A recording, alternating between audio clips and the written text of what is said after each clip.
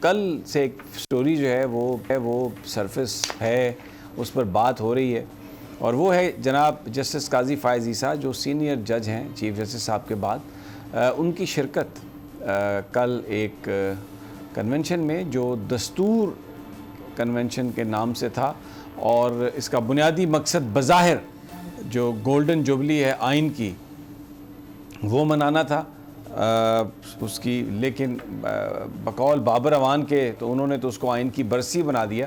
لیکن بہت کچھ ایسا ہوا جو بڑا حیرت انگیز تھا. قاضی فائز عیسیٰ صاحب کی آج ملاقات ہوئی ہے رپورٹڈلی چیف جسٹس صاحب سے، اور بتایا گیا ہے کہ بڑے خوشگوار ماحول میں ہوئی، اور اس کے بعد ایک وضاحت جاری کی ہے جناب قاضی فائز عیسیٰ صاحب نے، اور یہ سپریم کورٹ آف پاکستان کے لیٹر ہیڈ پر ہے، اور یہ قاضی فائز عیسیٰ صاحب کا نام اس کے اینڈ پہ درج ہے، اور یہ ان کی طرف سے آئی ہے.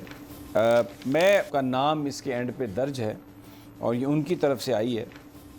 میں آغاز میں صرف جو 4-5 پوائنٹ انہوں نے ریز کیے ہیں اس میں وضاحت دی ہے. پہلی تو انہوں نے یہ وضاحت دی ہے کہ مجھے یہ یقین دہانی کروائی گئی تھی کہ یہاں پر کوئی سیاسی تقریر نہیں ہوگی.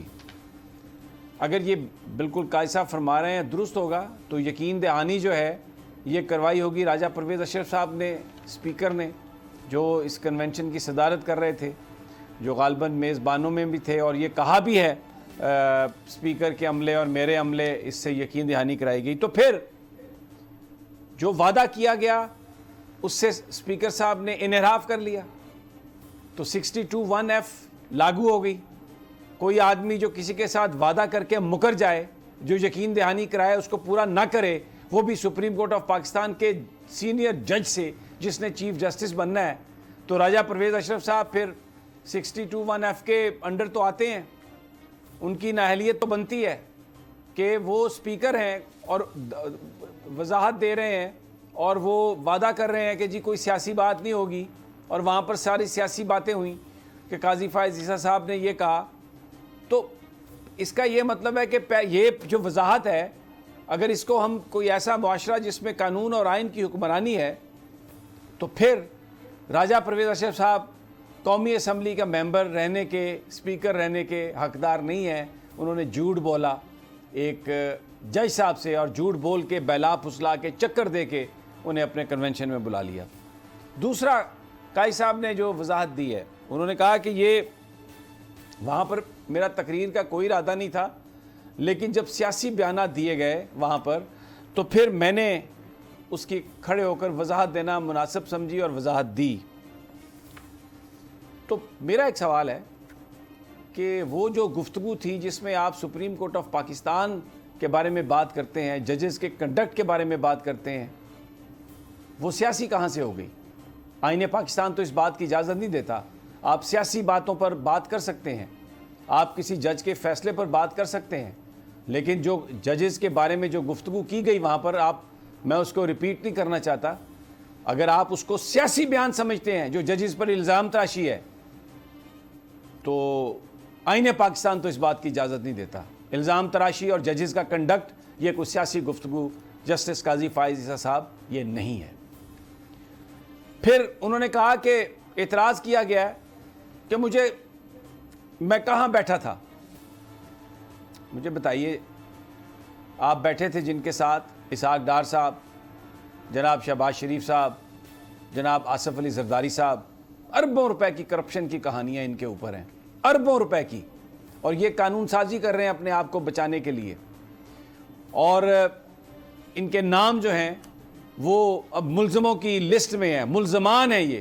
اور آپ سب سے بڑی عدالت کے سینئر جج ہیں چیف جسٹس کے بعد، اور اگلے 4 مہینے کے بعد آپ نے چیف جسٹس بننا ہے، تو آپ ان کے ساتھ بیٹھے ہیں. تو جو اعتراض ہے، کیا وہ اعتراض غلط ہے؟ کیا جج جو ہے، قاضی جو ہے، وہ ملزموں کے ساتھ بیٹھتا ہے؟ کہیں پر دنیا میں بیٹھتا ہے ملزموں کے ساتھ؟ نہیں بیٹھتا. جناب قاضی فائز عیسیٰ صاحب، اعتراض ہے کیونکہ آپ ملزموں کے ساتھ بیٹھے ہیں. یہ لوگ اعتراض کر رہے ہیں اور ان کے اعتراض میں ایک جان بھی ہے. آپ یہ کہتے ہیں کہ منتخب نمائندے، چوتھی وضاحت آپ نے دی ہے، مکمل احترام کے مستحق ہیں. کس کو اس پر اعتراض ہے؟ بالکل آپ کی بات درست ہے, منتخب نمائندے احترام کے مستحق ہیں, لیکن کیا وہ بھی جنہوں نے کرپشن سے ہاتھ رنگے ہوئے ہیں, جو کنوکٹ ہیں؟ شہباز شریف ایک 50 روپے کا فارم دیا انہوں نے اپنے بھائی کو باہر لے جانے کے لیے, حلف نامہ عدالت میں دیا, اور وہ بھگوڑا سپریم کورٹ کا سزا یافتہ یہاں سے بھاگ گیا. اور آپ کے ساتھ جو تیسری کرسی پہ بیٹھا ہوا ہے بندہ, اس نے غلط بیانی کی عدالت سے, سال بیت گئے کئی, جس نے وعدہ کیا تھا, اپنا ایفیڈیوٹ دیا تھا کہ میں لے کے آؤں گا, وہ منتخب نمائندہ ہے.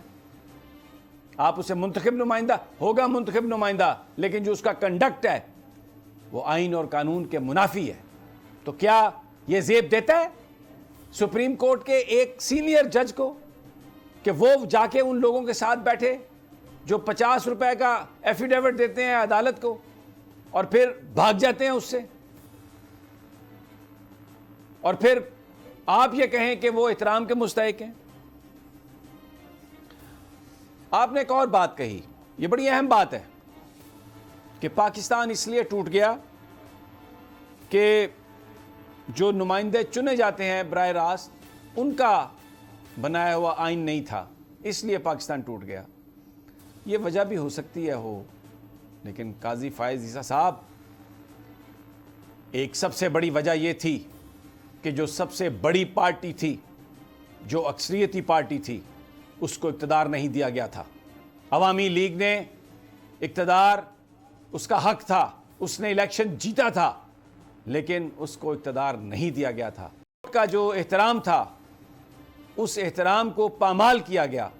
جو لوگوں کا جو حق رائے دہندگی تھا, جو لوگوں نے اپنی رائے دی, جس کو چوز کیا, اس کو اقتدار نہیں جب ملا تو پاکستان ٹوٹ گیا. اور یہ میں بات اس لیے کہہ رہا ہوں, سب سے اہم, آج بھی یہی ہو رہا ہے. پاکستان کی سب سے بڑی سیاسی جماعت, پاکستان کے کروڑوں لوگوں کے دل جس جماعت کے ساتھ دھڑکتے ہیں, عمران خان اور پی ٹی آئی, ان کو دیوار سے لگانے کی بات کی جا رہی ہے. اور سپریم کورٹ آف پاکستان نے یہ کہا کہ الیکشن ہونے چاہیے پنجاب میں اور کے پی کے میں, کیونکہ یہ آئین کہتا ہے آپ لوگوں کو ان کے اس حق سے محروم نہیں کر سکتے. اور یہ جن لوگوں کے کنونشن میں آپ گئے, یہ وہ لوگ ہیں جو 90 دن میں الیکشن کروانے کو آئین نہیں سمجھتے. سپریم کورٹ کے جو فیصلے ہیں ان کو تسلیم نہیں کرتے, سپریم کورٹ کے ججز کی اور سپریم کورٹ کی ہرزہ سرائی کرتے ہیں. اعتراض اس بات پر ہے, آپ کی ذات پر کوئی اعتراض نہیں ہے. قاضی فائز عیسیٰ صاحب ایک بہت بہترین جج ہیں, اور میں آج بھی, مجھے یاد ہے ان کا جو فیصلہ, جو تلور کے ایشو پر انہوں نے فیصلہ دیا تھا, ایک یادگار ان کا ایک فیصلہ تھا. لیکن کل جس طریقے سے لوگوں کو مایوس کیا, وہ جو ایک امیج تھا وہ جو تار تار ہوا, اور یہ آج کی جو وضاحت ہے جس میں آپ انہیں منتخب نمائندے کہہ رہے ہیں, اس نے میں اپنی بات کر رہا ہوں, میرا دل مزید دکھایا. کیونکہ میں بھی آپ کا وہ جو ایک ثابت قدم رہنا تھا تلور کے فیصلے پر, اور جس طرح آپ نے دھجیاں اڑائیں ان قوتوں کی جو پاکستان کے لیے عزت کا باعث نہیں ہے, وہ تب بھی قابل تعریف تھا اور وہ آج بھی قابل تعریف ہے. تو نظر آ رہا ہے سامنے لکھا ہوا ہے ظلم مٹنے کے لیے. 2 چیزوں سے مٹے گا بھائی. ایک, عدل کی کرسی پہ جو لوگ بیٹھتے ہیں نا, وہ عدل کے حساب سے فیصلے کرنے لگے. دوسرا, قوم نکل کھڑی ہو ظلم کے خلاف, تو ظلم ختم ہو جائے گا. یا ان دونوں میں سے کوئی ایک چیز ہو جائے, یا دونوں ہو جائے. اگر 420 کا مقدمہ تھا, اس وقت عدلیہ میں جو لوگ بیٹھے ہوئے کیس دیکھ رہے تھے, وہ پوچھتے نا یار چیٹ ہوا کون ہے.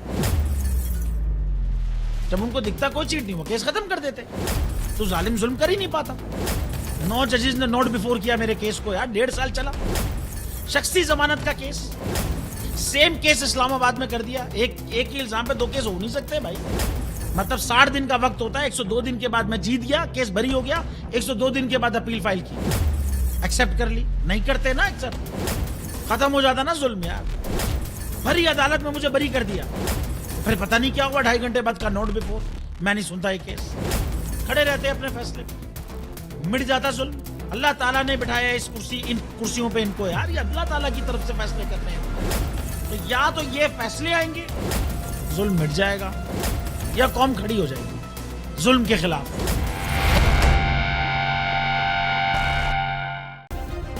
सब्सक्राइब करें और बेल दबाएं ताकि कोई खबर रह न जाए।